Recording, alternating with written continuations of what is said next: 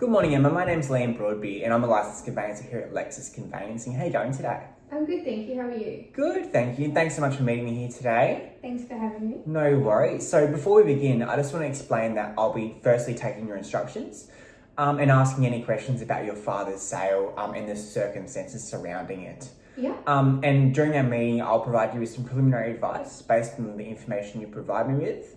However, if any complex issues do arise in relation to your father's legal capacity or in the enforceability of the contract, or any other complex legal concerns, I'll refer those to a senior lawyer as they'll be able to provide that final confirmation of advice. So does that sound okay before we proceed? Yeah, that sounds great. Thank you. Great. So can you please explain to me in your own words what's happened and what your concerns are regarding your father's sale? Yeah, absolutely. So my father, Thomas Bennett, he's 82 and he's recently diagnosed with dementia. He signed a contract to sell our family home to Mr. Lucas Gray. Yep. It was for $538,000 and he only called me afterwards to tell me about it.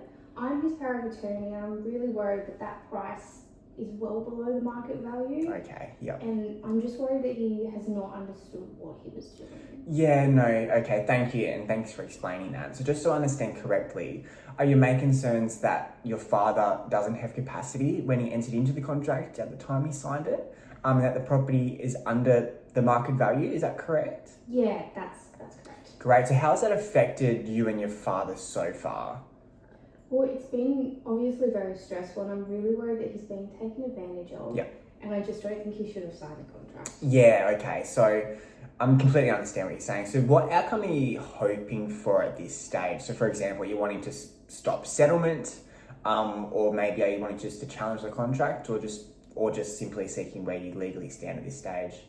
Look, I just want to stop the sale if that's possible and understand whether the contract can be cancelled. Yeah, okay. So are you mainly concerned about your father's legal capacity or the sale price? Both. Both, yeah, okay. And just so I'm clear, are you currently acting for Mr. Bennett under a valid power of attorney? Yeah, yes I am. And do you have a copy of that you can provide to me? Yeah, absolutely. Great, because we'll just need to review that in its entirety before we obviously provide legal advice, as obviously you having a power of attorney can impact the sale. Of course.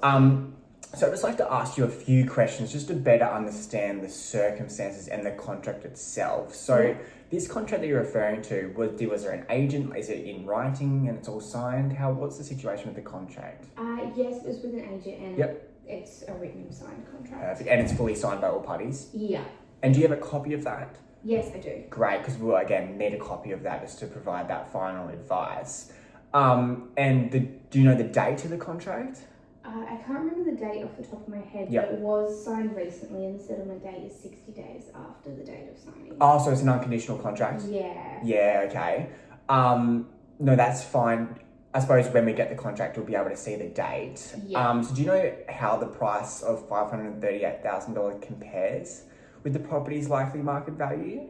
I believe that it's well below market value. Okay, do you have any proof of that? Like, do you have any valuations or any agent's advice to support that? Not yet, but I certainly can obtain that. Yeah, okay, because that will assist. Yeah. So do you know what Mr. Bennett's mental state was like around the time he signed the contract? I understand he obviously is not well now, but was he in that same state when he signed the contract? Yeah, he had only recently been diagnosed with dementia. Yep. And his memory and understanding have since been declining. Okay, and the purchaser, that's Mr. Gray, was it? Yeah. Yeah. So do you know if he was aware of your father's condition at the time of signing the contract? Look, I can't be certain, but I believe he would have noticed that something was wrong. It's quite clear. Yeah, okay. Was anyone else present at the time he was signing that might be able to attest to that, such as was their signatures witnessed or? I'm not sure yet. Oh, okay. Yeah, no worries. And do you have any medical records from like a doctor confirming his dementia diagnosis? Yeah, I should be able to get that information for you. Great. So based on what you've explained to me, this appears to be a written contract of sale of land between your father, Mr. Thomas Bennett, as the vendor, and Mr. Lucas Gray as the purchaser. Yeah. And as a real estate agent, I'd assume that it is the standard form REIT contract of sale. However, I'll just need to get my eyes on that to confirm that 100%.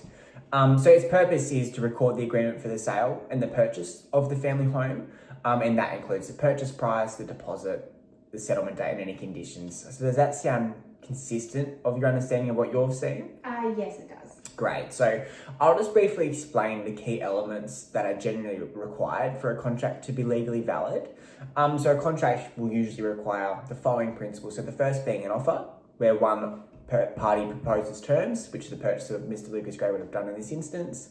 Acceptance, where the other party agrees to those terms, which it appears your father has done. Yep. Consideration, meaning something of value has been exchanged, being that purchase price. Yeah. An intention to create legal relations, that's therefore a contract to sale, that's the intent for it to be considered legal. Capacity, meaning the parties are legally capable of entering into the contract, which is one of the questions we're disputing at this stage, and also legality, which means the contract must be lawful. Yeah. So in this situation, there appears to be that written contract to sale with all the terms being the purchase price, the deposit, a settlement date.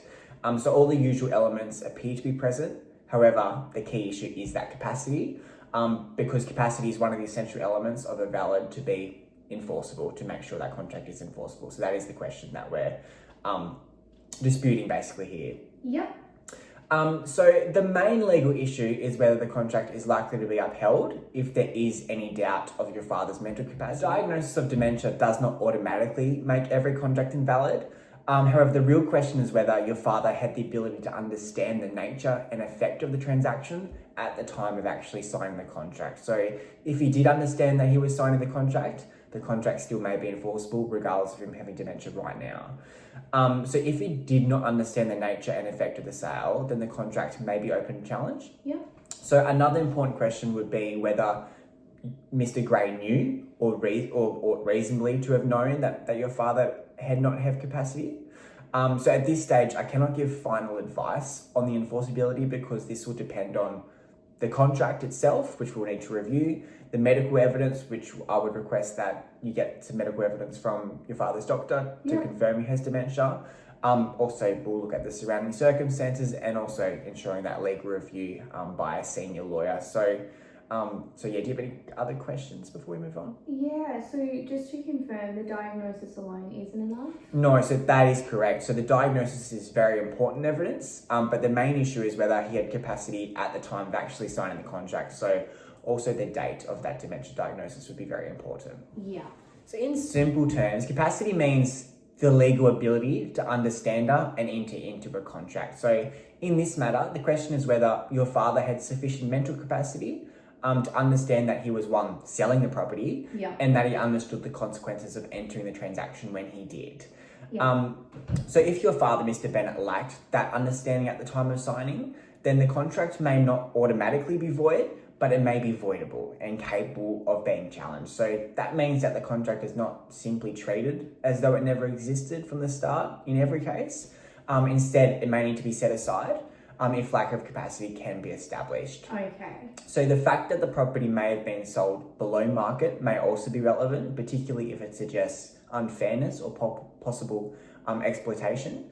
So for example, because the purchaser may have understood that your father was incapacitated due to his dementia, he could have used that as a bargaining chip basically to try and lower the price. Yeah. And also on the flip side of it, if it's determined that your father didn't have capacity, well, him selling the property under that market value would also assist, because then it's another added evidence to say, well, maybe he didn't have capacity as he's selling the property at such a low price.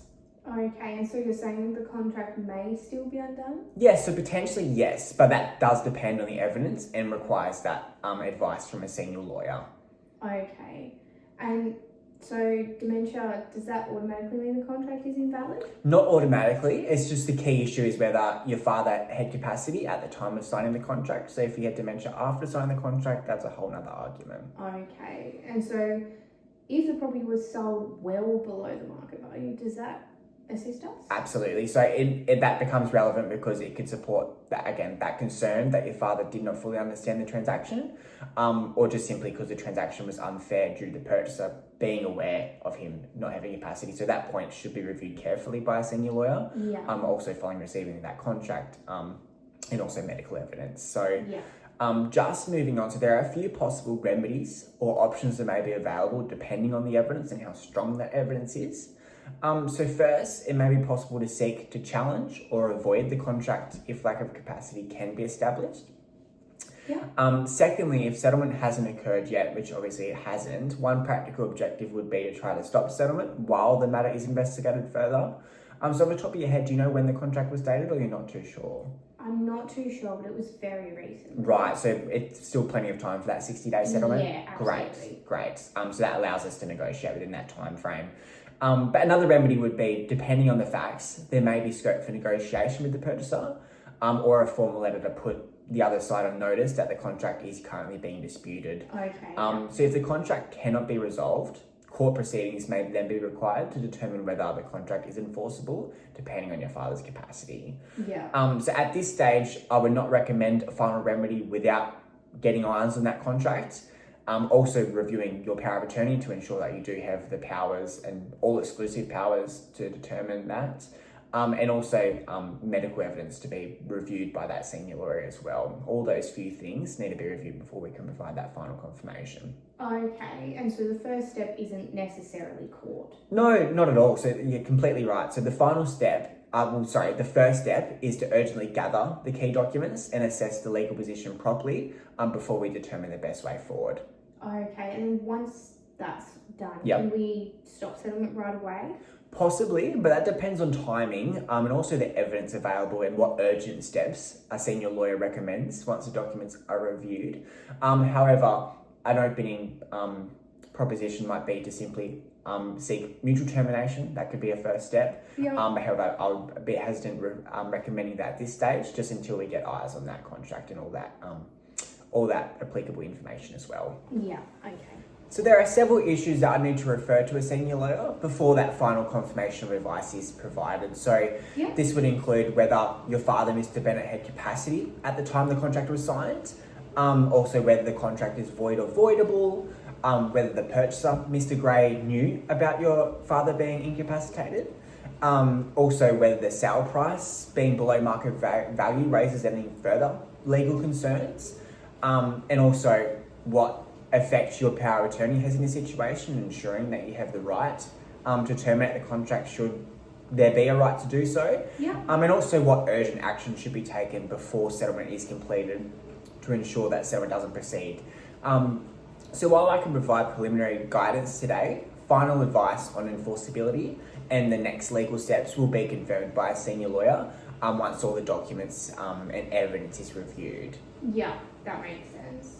And so, does my power of attorney let me cancel the contract? Yeah, so that depends on the terms and the operation of the power of attorney when it was registered at the Land Titles Office.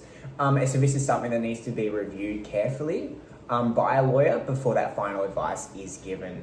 Yeah. So does that make sense? Yeah, absolutely. Great. So just so I can confirm my understanding of your instructions here today, I understand that you would like advice whether the contract of sale signed by your father can be challenged on the basis of the recent dementia diagnosis Yeah. and lack of capacity.